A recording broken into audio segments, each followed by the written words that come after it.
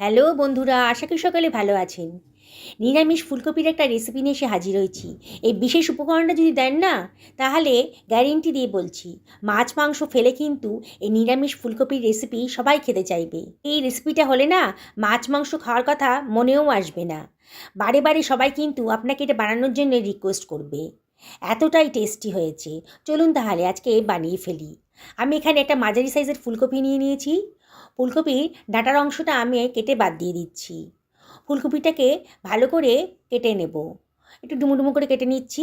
খুব বেশি বড় সাইজেরও করব না, আর খুব বেশি ছোটও করব না। বন্ধুরা, এখন শীতকাল, বাজারে প্রচুর ফুলকপি উঠেছে। ফুলকপির নানান রেসিপি তো আপনারা খেয়েছেন। আজকে নিরামিষ এই রেসিপিটা খেয়ে দেখুন। সত্যি বলছি বন্ধুরা, এর টেস্ট না 10 দিন পর্যন্ত মুখে লেগে থাকবে। কড়াইতে জল বসিয়ে দিয়েছি, তার মধ্যে দিয়ে দিলাম 1 টেবিল চামচ মতন লবণ। জলটা একটু ফুটতে শুরু করেছে যখন, তখন কেটে রাখা ফুলকপির টুকরোগুলো আমি দিয়ে দিচ্ছি। ফুলকপিটাকে একটু ভাপিয়ে নেব। ফুলকপির ভেতরে কিন্তু অনেক পোকামাকড় থাকে, তাই একটু ভাপিয়ে নিলে পরে ফুলকপির পোকামাকড়গুলো নষ্ট হয়ে যাবে। আবার এটা অম্ল গ্যাসের পক্ষেও কিন্তু বেশ ভালো। মানে একটু ভাপিয়ে নিলে রান্নাটা কিন্তু ভালোই হবে, আর রান্নাটাও তাড়াতাড়ি হয়ে যাবে। দেখুন, আমি 1 মিনিটের জন্য ঢাকা দিয়ে হাই ফ্লেমে একটু ভাপিয়ে নিয়েছি। এবার এটাকে জল ঝরাতে দিয়ে দিলাম। এবার একটা মশলাটা বানিয়ে নিচ্ছি, সেই বিশেষ মশলাটা। কতগুলো কাজু একটা মিক্সার গ্রাইন্ডারের ভেতর দিয়ে দিলাম। এবার দিয়ে দিচ্ছি 1.5 টেবিল চামচ মতো সাদা তিল, আর দিয়ে দিচ্ছি 1 টেবিল চামচ মতন পোস্তদানা।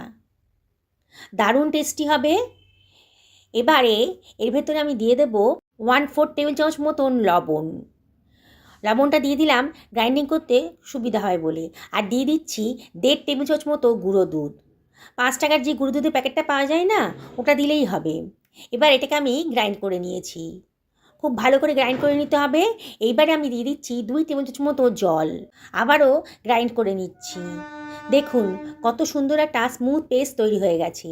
এটাই হচ্ছে সেই বিশেষ মশলাটা। এটাকে আমি একটা পাত্রের ভেতর সরিয়ে রাখছি।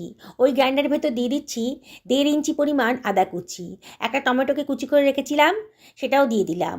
আর দিয়ে দিচ্ছি 2খানা কাঁচা লঙ্কা। দারুণ টেস্টি হবে। এবারে 1 টেবিল চামচ মতো জল দিয়ে আবারও একটা মশলার পেস্ট বানিয়ে নেব। দেখুন, কত সুন্দর একটা পেস্ট তৈরি হয়ে গেছে। এবার কড়াইটা গরম করতে দিয়ে দিয়েছি। এই কড়াইয়ের ভেতরে আমি দিয়ে দিচ্ছি 2 টেবিল চামচ মতো সাদা তেল। তেলটা যখন বেশ গরম হয়ে গেছে, তখন আমি ভাপিয়ে রাখা ফুলকপিটা এর ভেতর দিয়ে দিচ্ছি। এবার এই ফুলকপিটাকে আমি একটুখানি ফ্রাই করে নেব। 1/4 টেবিল চামচ মতো লবণও এর ভেতর দিয়ে দিলাম। দিয়ে এটাকে একটু নাড়াচাড়া করে নিচ্ছি। হাই ফ্লেমেই রেখেছি, অনবরত কিন্তু নাড়তে হবে। দেখুন, আস্তে আস্তে কিন্তু ফুলকপির গায়ের কালারটা চেঞ্জ হয়ে যাচ্ছে। গায়ে একটা স্পট মতো এসে যাচ্ছে। একটু ভাজা ভাজা মতো করে যদি রান্না করেন না, তাহলে রান্নার টেস্টটা কিন্তু দারুণ সুন্দর আসবে। নিরামিষের দিনে এই রেসিপিটা যদি বানিয়ে নেন না, আর কোনো রেসিপির দরকার হবে না। এটা দিয়েই ভাত, রুটি, পরোটা, লুচি যাই বলুন না কেন, এমনকি পোলাওয়ের সাথেও কিন্তু দারুণ জমে যাবে। অন্য কোনো রেসিপির কথা মাথাতেও আসবে না, এতটাই টেস্টি। সবাই আঙুল চেটে খাবে। দেখুন, আস্তে আস্তে কিন্তু ফুলকপিটা বেশ সুন্দর করে ভাজা হয়ে গেছে। বোঝাই যাচ্ছে বেশ সুন্দর করে ভাজা হয়ে গেছে। এবার আমি এটাকে তেল থেকে তুলে অন্য একটা পাত্রের ভেতর রেখে দিচ্ছি। বন্ধুরা, রেসিপিটি যদি ভালো লাগে তাহলে লাইক, শেয়ার, কমেন্ট করতে কিন্তু ভুলবেন না। একটা লাইক আর সুন্দর সুন্দর কমেন্ট পেলে আমার ভিডিও করার উৎসাহ কিন্তু অনেক গুণ বেড়ে যায়। দেখুন, কড়াইতে অনেকটাই তেল আছে এখনও, আমি আর কোনো তেল দিলাম না। এবার গোটা গরম মশলা দিয়ে দিলাম, আর দিয়ে দিচ্ছি 1/2 টেবিল চামচ মতো গোটা জিরে। আপনাদের যদি মনে হয় একটু তেল দেবেন, তাহলে দিতে পারেন। তেলটা নিজের পছন্দ মতো দেবেন। এবারে মশলাটা একটু ফ্রাই করে নিয়েছি। যখন সুঘ্রাণ একটা গন্ধ বেরোতে শুরু করেছে, তখন আমি টমেটোর পেস্টটা এর ভেতর দিয়ে দিলাম।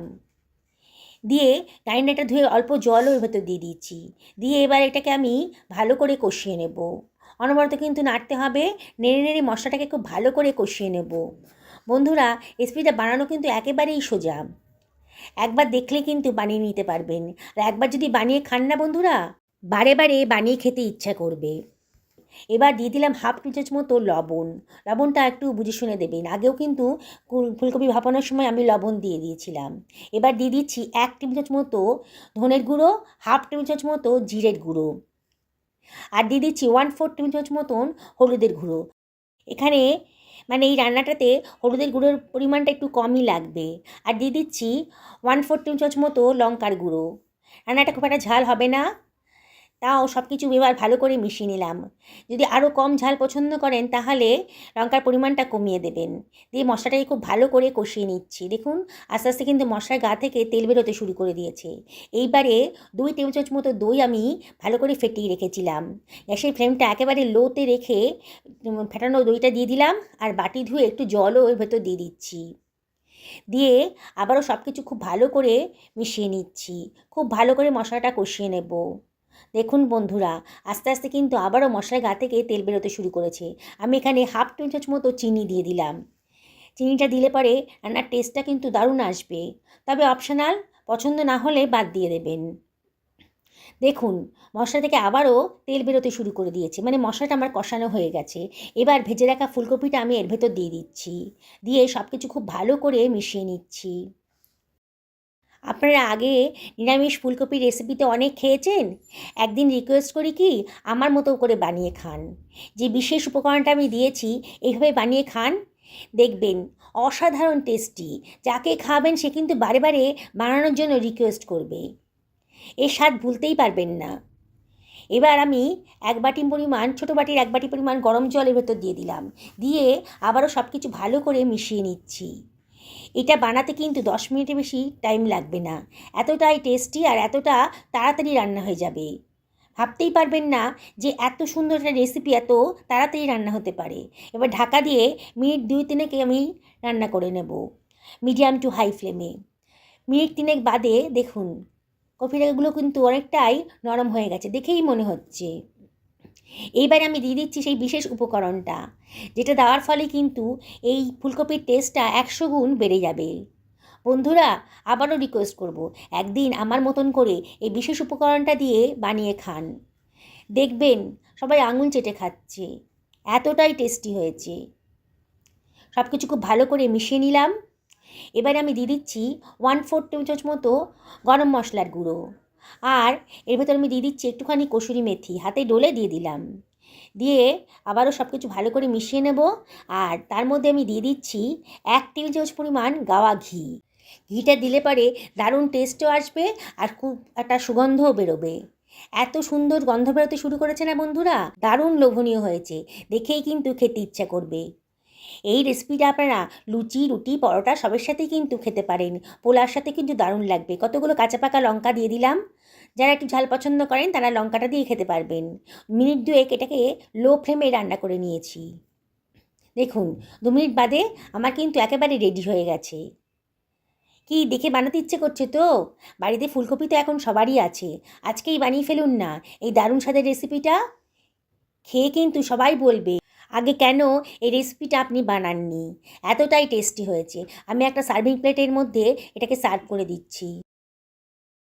কতটা সুন্দর দেখতে লাগছে, আর খেতে কিন্তু সত্যি বলছি অসাধারণ। যারা আমার চ্যানেলে আজকে প্রথম দিন তাদেরকে রিকোয়েস্ট করবো আমার চ্যানেলটা সাবস্ক্রাইব করার জন্যে। পাশে থাকা বেল আইকনটা অবশ্যই ক্লিক করে দেবেন, তাহলে আমার রান্নার নোটিফিকেশানটা আপনারা চটজলদি পেয়ে যাবেন।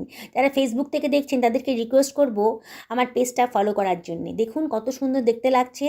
আমি আপনাদেরকে আবারও রিকোয়েস্ট করব, একদিন আমার মতন করে এই ফুলকপির রেসিপিটা বানিয়ে ফেলুন। পরিবারের সকলকে খাওয়ান, নিজেও খান। দেখুন আমি একটা ফুলকপি কেটে দেখাচ্ছি কতটা নরম হয়েছে। সকলে ভালো থাকুন এই কামনা করি ভিডিওটা এখানে শেষ করলাম। নমস্কার নেবেন।